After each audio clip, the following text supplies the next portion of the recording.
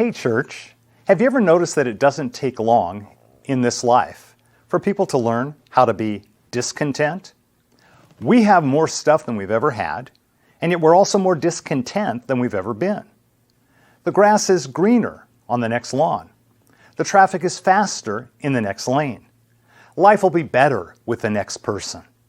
Yet Paul wrote some words that we would do well to learn in Philippians chapter 4, verses 11 and 12. He wrote, "I'm not saying this because I'm in need, for I've learned to be content, whatever the circumstances. I know what it is to be in need, and I know what it is to have plenty. I've learned the secret of being content in any and every situation, whether well-fed or hungry, whether living in plenty or in want." Notice a few things that he tells us about contentment. First of all, contentment is not related to whether or not I have a need. Paul was saying that if others helped meet his needs, well, that was great. But if not, God would provide. It's like what David said in Psalm 23 when he wrote, "The Lord is my shepherd, I shall not want." In other words, because I have God as my shepherd, I have everything I need. Contentment doesn't come from what you have, but whom you have. Second, contentment doesn't depend on quantity. It's not a matter of having more creature comforts or a bigger bank balance. Paul knew this. He'd lived on both sides of the equation. Jesus said, "Life is not measured by how much you own." Third, contentment is a secret to be learned. So before you say, "I wish I was blessed with the gift of contentment," understand that it's not a gift. It's a lesson that has to be learned. There's some things we can do that'll help us in our learning. First of all, avoid comparison. The problem with comparison is that we most often compare up, not down.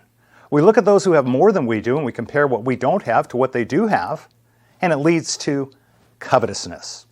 Second, lower expectations. Don't live with a sense of entitlement. Job realized the truth that we brought nothing into this world, and we won't be taking anything with us when we leave. The only issue is how tightly we try and cling to the stuff that comes our way in between the nothing we arrive with and the nothing we leave with. Third, no matter what happens, be confident that if you have God, you have everything you need. After Paul said, "I've learned the secret of living in every situation, whether it's with a full stomach or empty, with plenty or little," he concluded his thoughts on contentment by saying, "For I can do everything through Christ who gives me strength." Paul knew that if Jesus was all Paul had, then he had enough. For I can do everything through Christ who gives me strength.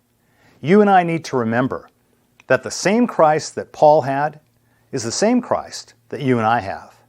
That means that you and I can say exactly the same thing that he said. I pray that no matter what comes your way, you'd look to the Lord, knowing that because of who you are in Jesus and whose you are in Jesus, you have everything you need. Amen.